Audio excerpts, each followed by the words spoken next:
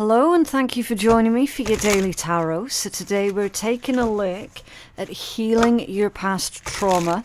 So you can already tell by that particular title as to whether or not this read is going to be useful for you today. Also a little caveat. Number one, yes, trigger warnings, because certain topics are going to come out of this read that you might not be fully prepared to listen to. Okay, so a trigger warning there, because I don't beat around the bush. I don't hide or, ignore anything. Everything that comes out of the read, I am going to address it, right? And also, yes, I fully understand that trauma impacts a person in more ways than one, but whatever topic of conversation that Spirit's wanting to speak to you guys today about, that's the topic that we're going to focus on, okay? It just basically means, okay, so this area of your life or this way of you doing things, this is what Spirit's wanting for you to take a closer look at this week, okay? Right, so let's take a look. What is going on for our collective, please? Can you tell us how has this trauma impacted on our collective's lives? How has this trauma impacted them? What is the topic that you want to cover with our collective today? Thank you. Okay, there's three.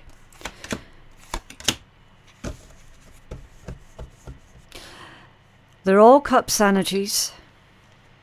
So your focus is going to be on your emotions. What emotions are brought up during this reading?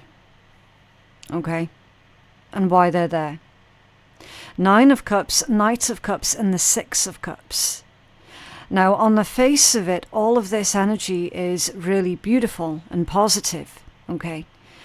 The topic that Spirit's wanting to cover with you guys today to do with your trauma is about your own innate happiness with the Nine of Cups. Your sense of accomplishment. Your sense of your very essence, your very being. You might feel like there is a gaping void deep in your soul someplace, and feeling like it's impossible to fill. And Spirit's telling you here with this Nine of Cups, you have to fill that void for yourself. Okay? Any kind of trauma, whether it be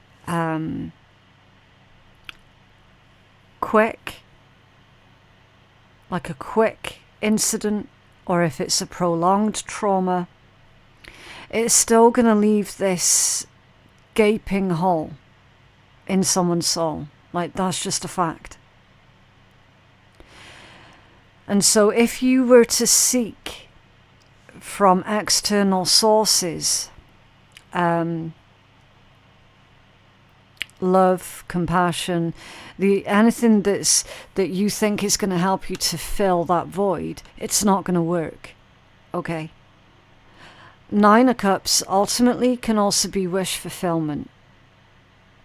But Spirits want for you to focus on your inner peace, your own feeling of accomplishment and content. That was close. Somebody has contempt for themselves. Because I nearly slipped up there without even realizing it. So somebody has contempt, feelings of contempt that they're needing to take a closer look at. It was introduced through the trauma that you experienced. There's also habit energy here. So it's become habit forming for you to show contempt for yourself. Your Nine of Cups is contentment. You are content within yourself. You are content with your life. You're content with what's going on around you.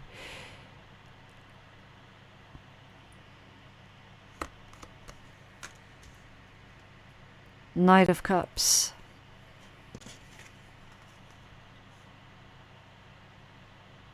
It's a love offering. And in this deck, this Knight of Cups is very well protected, very well armoured.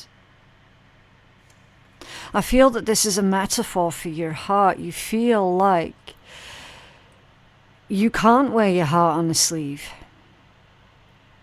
Knight of Cups energy traditionally is about wearing your heart on your sleeve.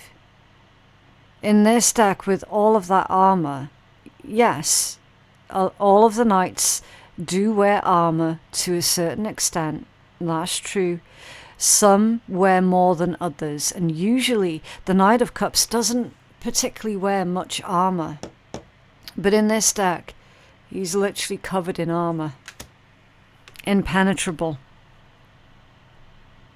And there's definitely a metaphor there about your heart, about your emotions, and how you feel that you have to overly guard your heart. It's understandable. I mean, having boundaries is healthy, definitely encouraged.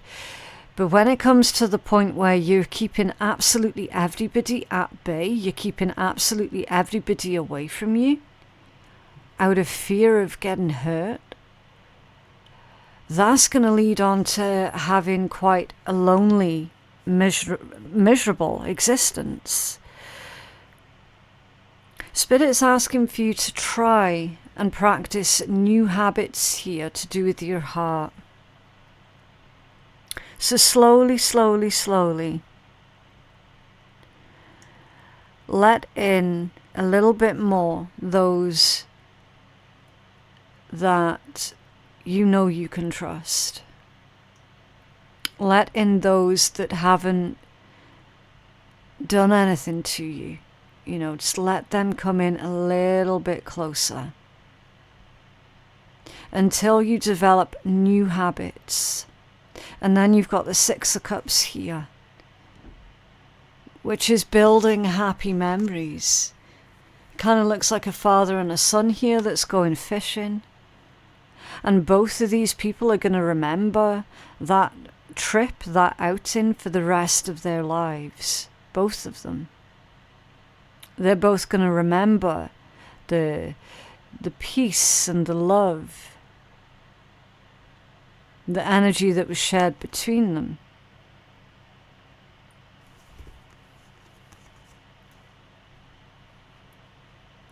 I feel here that Spirit's asking for you to focus on making new happy memories for yourself. And to practice making new happy memories with others. Okay? Because the way that you can relate to others, the way that you connect with others, ultimately has been damaged. Especially with all of these cups energies coming out as the main topic of conversation that Spirit's wanting to discuss with you. Okay. I'm just going to quickly cut this deck.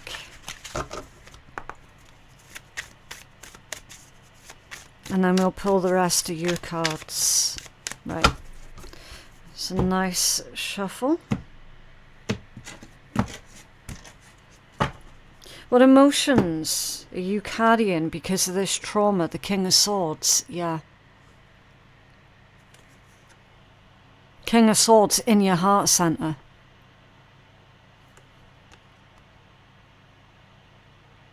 It's a very preemptive energy. You probably feel like it's gonna sound bad. But obviously I don't want you to take it in the way of, oh, she's sitting there judging me. Right, because I'm not. I'm absolutely not. This in your heart space, when I say it's preemptive energy, somebody is carrying the belief that the way to protect their heart is to walk away from others, cut off connections first. Is to be the first one to end the relationships. So it's like whenever you feel that someone's being a little bit off with you or a little bit funny with you, you cut them off. Somebody does. with this King of Swords being in their heart space. It's like, do you know what? Instead of you hurting me, I'm going to walk away from you first. I'm going to be the one that ends this connection. I'm going to be the one that ends this relationship first before you even get the chance to hurt me. That's this one.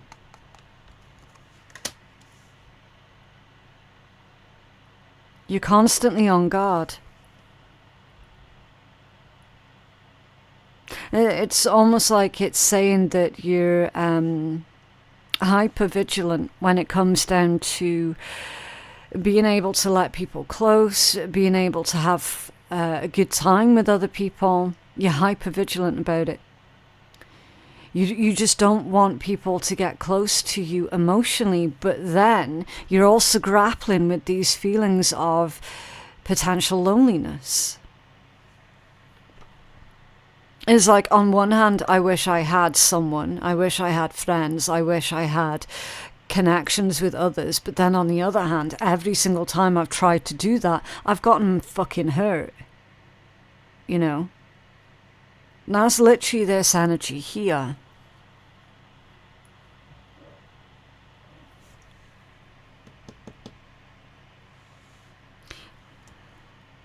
How does this trauma affect our collective's relationships with others now that we've seen that heart energy, strength? Yeah. I'm getting the message here of overcompensating quite a lot. So whenever you're around friends, family, potential new friends, love interests, anything, other people, work colleagues, you feel like you have to put on this front. I mean, yeah, I am going to say showmanship. You feel like you have to work 3 times as hard, 6 times as hard just to be liked. I'm hearing as well that somebody tends to bend over backwards in order to help out other people. You're the one that takes the risks, that takes on the shitty jobs that no one else wants to do. And then the commentary that follows on after is, yeah, he's a good guy. Or wow, she's ace. Wow, you saved my ass there. That's usually the commentary that follows on after. But I feel, as far as the depth of connections, it isn't deep. You struggle. You struggle to get that depth of connection with others. Because it's all very much surface level. With this showmanship energy that's coming through. And again, it's strange because I don't normally get that message with the strength card. I legit don't. For this particular read, that showmanship message came through super, super strong. It's almost like you have been led to believe, or you've trained yourself to believe that you have to be a certain way in order to be liked. Because there's something deep within you that's telling you that you won't be liked for who you truly are. And here's a secret. Almost everybody on the planet does that to a certain extent. It's just the extent of which everyone does it is different. It varies from person to person. But to a certain extent, we all do that. Trauma or not.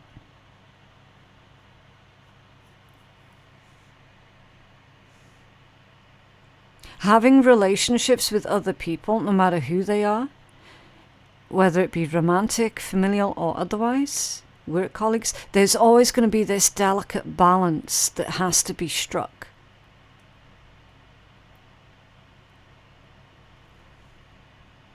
This delicate balance of, I'm going to do this, you're going to do that, and vice versa.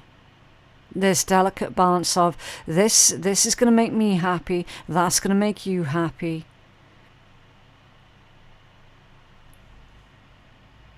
And so many other variables that I simply do not have the time to cover right now. I'm feeling with this that you're always the one that is putting yourself forward for the shit that no one else wants to do. And it's not a form of self-punishment, it isn't. It's because you feel that if you can make everyone else's life that little bit easier, maybe then you'll be accepted, maybe then you'll be liked. Okay. How does this trauma affect the way that you see yourself? The High Priestess, yeah. Yeah, very, very intuitive. You know that you can get a really good read on people. You know that you've got a really good instinct for what it is that others need. And that's why you're good at giving other people what it is that they need. But then when it comes down to you having to give yourself what it is that you need, you're grappling with feelings of guilt surrounding that. And only you can answer as to why that would be. And only you can address that issue. It's almost like you're telling me, yeah, you know what, I'm fucking brilliant at being able to predict other people's behavior. I can predict what other people are going to do, maybe what things are going to happen to other people. I can nail that. But when it comes down to being able to predict events in my own life, I can't do that. What is it that you need to do in order to release this trauma, the Queen of Cups? Yeah. Self-acceptance. And I mean total self-acceptance. Radical self-acceptance. Showing yourself the same amount of love, kindness, care, consideration and compassion as what you show to others. You see, you can give it others, and you give it others freely. You're not giving it to yourself though. And that's what Spirit's telling you here to start doing. And they're also saying in a roundabout way, when you can do all of those things for yourself, that care, that love, that acceptance, that compassion, you'll actually find more space in your heart to be able to do it even more for others. And then the connections that you have will deepen. The relationships that you make will become more meaningful. Again, it's all about filling that inner void for yourself.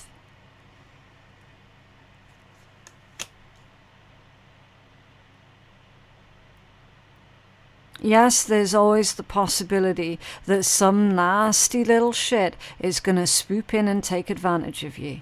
Yeah? That's always a very real possibility. Look at that seagull. Anyone who's lived at the coast will tell you, yep, hands up, seagulls are little bastards. They are vicious. Oh, wow. Yeah, do not like them at all. You can see this seagull here basically eyeing up this Queen of Cups. You know, what you got in that cup there, eh? Eh? What you got in there? I'm going to grab it. It's mine. I want it. Some people be that way, yeah? There really are people out there who are exactly like that. This one's smart. This queen's smart. She's got a lid on that cup. Because she knows. Not everybody deserves compassion, maybe. empathy. It sounds a bit weird. You can actually choose who to empathize with, choose who to help.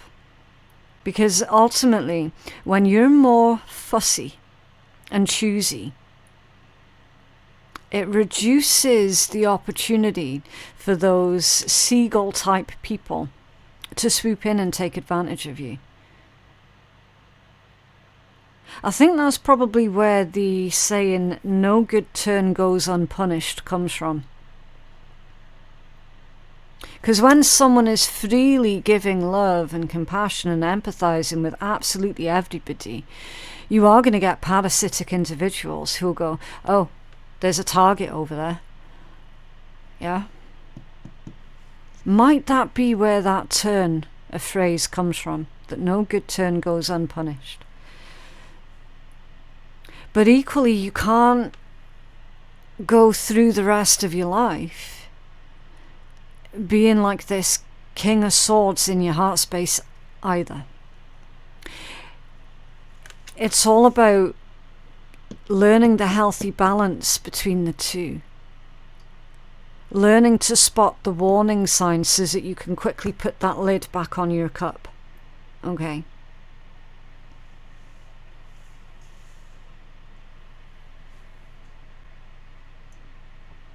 What lessons can be learnt in order for you to move forward? The Page of Swords, education, educate yourself, okay? Page of Swords, that's the card of the detective.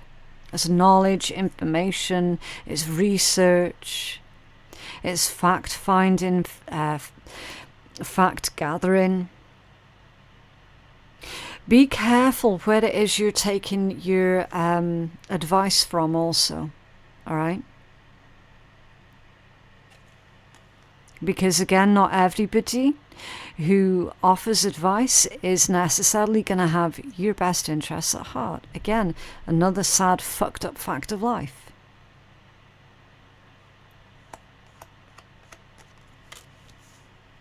It's time for you to do your own knowledge and your own research. How can you begin to move past your experiences, the Five of Pentacles? That's weird, because when I looked at that, I heard pay it forward. Pay it forward. So whenever you see anybody who is in their hour of need, consider offering your assistance, paying it forward, and that is going to help you to move forward also. When we focus on what it is that we don't have, that's all we end up seeing all around us is lack. But when we focus on what we do have, then life feels more complete. It feels more abundant.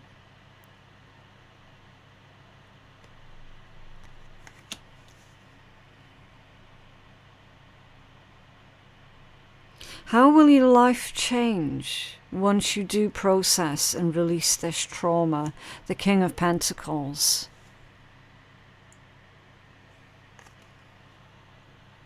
You'll feel a lot more secure, a lot more stable within yourself. But also, your life in its complete picture will stabilize. Ultimately, this particular King of Pentacles is someone who gives where they can, but not when it comes at a personal cost to themselves. There's a limit to their giving. You see, all too often, people who have been through severe trauma would prefer to give everything that they have and everything that they are as a person, they would prefer to give all of that away, with this belief of someone else needs it more than I do. Well, yes, that might be true, but by you going without, that's not really you helping out your own situation any. Yeah?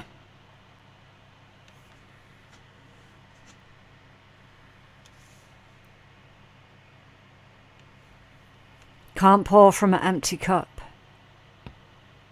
I feel here that once you start to feel more comfortable and putting into practice you prioritizing your own needs, you making sure that you're good, and then you can help others.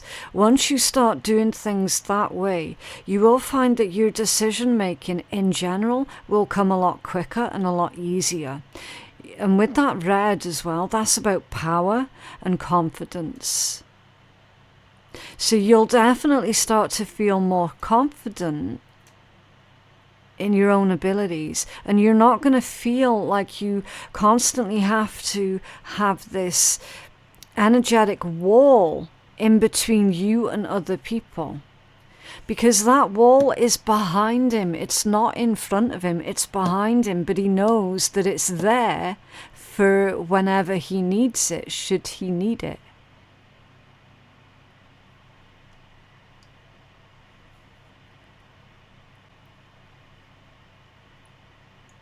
Okay.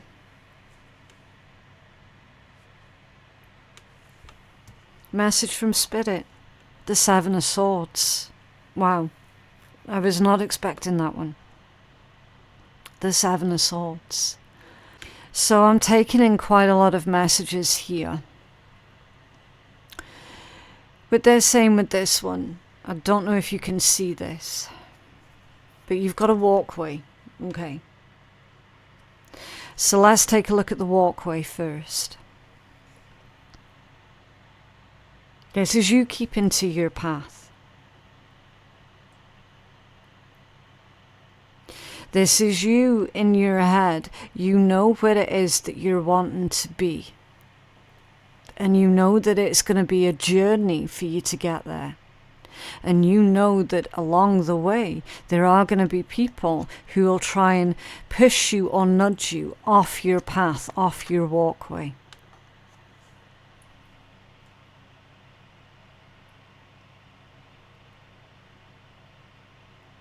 That walkway is a message of focus. For you to stay focused on, he's reaching for an Ace of Swords, to stay focused on the truth. And to ignore what perhaps tricky people would rather have you believe. So don't get distracted. And then you've got these autumn leaves here that have landed on the ground, which is a metaphor for releasing something, for letting something go. And I feel, again, with the combination of the autumn leaves and him reaching out for the one sword, that's a message about pick your battles. Because not all battles, not all arguments are worth engaging in. Pick your battles carefully.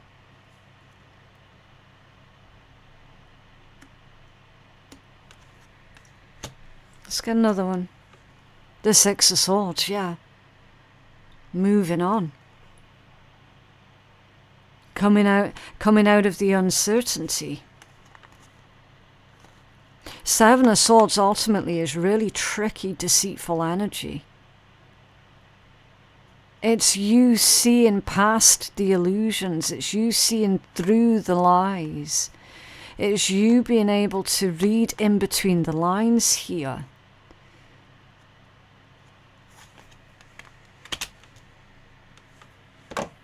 Okay. Can you have a healing message for our collective, please?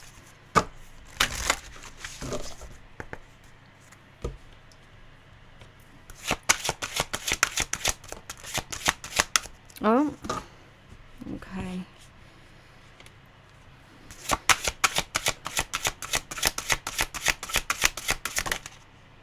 Empower.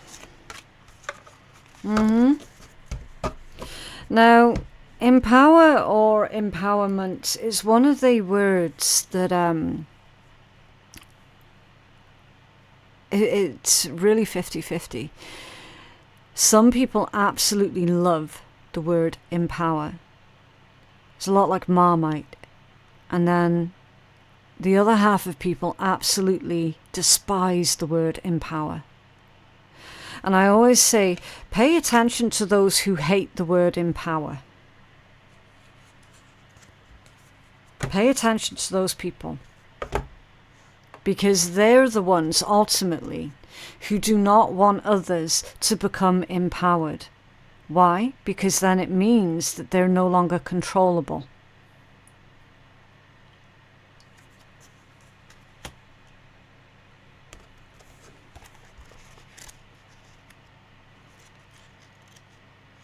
What this all comes down to is you're no longer controllable.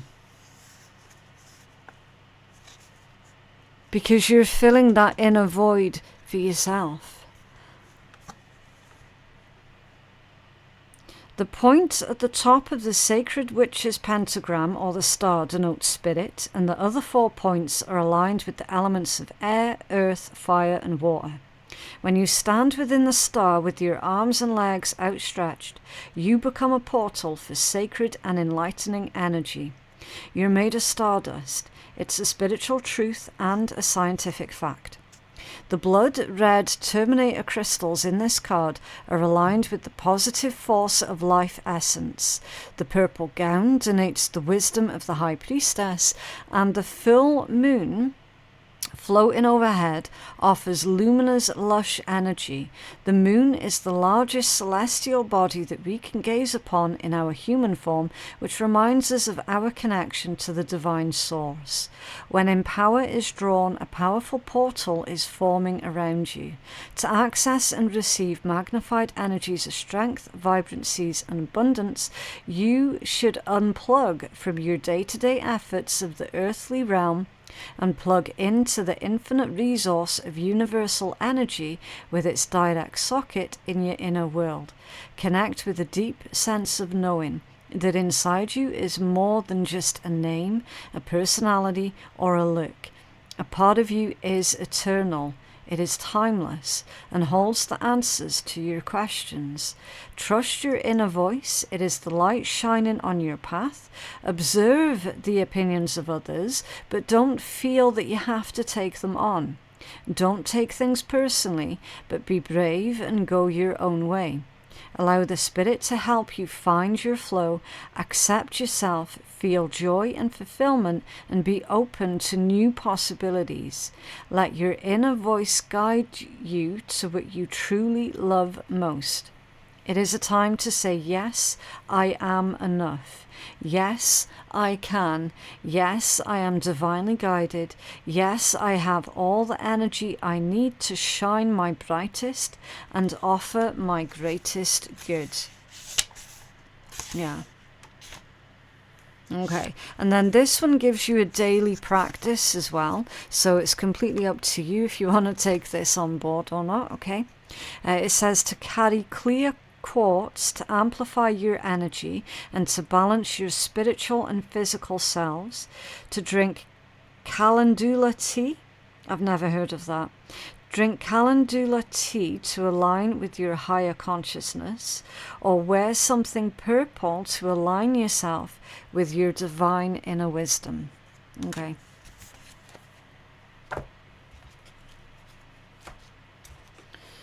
Ooh. Trust in your own inner vision. I don't know what else I can say about that card that's not already been said, to be completely honest. Right, so let's try and uplift this energy then by pulling from one of the naughty decks. So what else for our collective, please?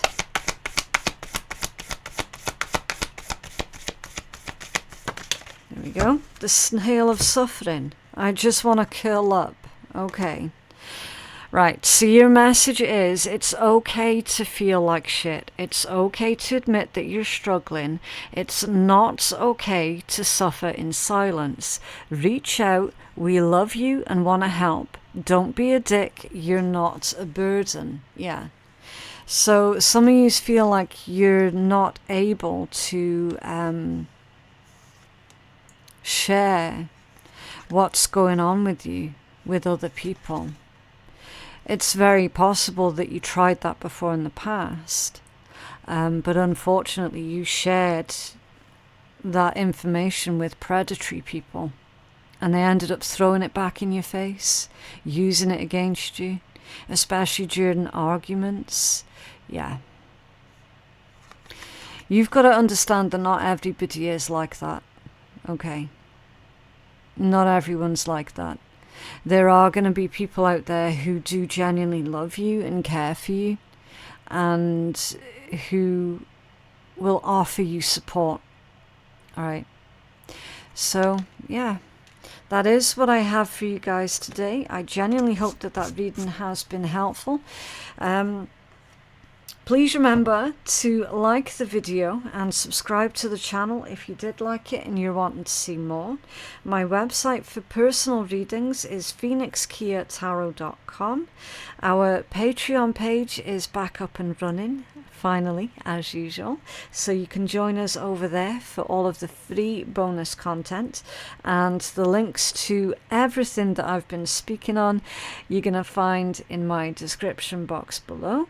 Thank you so much for watching, and I will see you in the next one. Bye.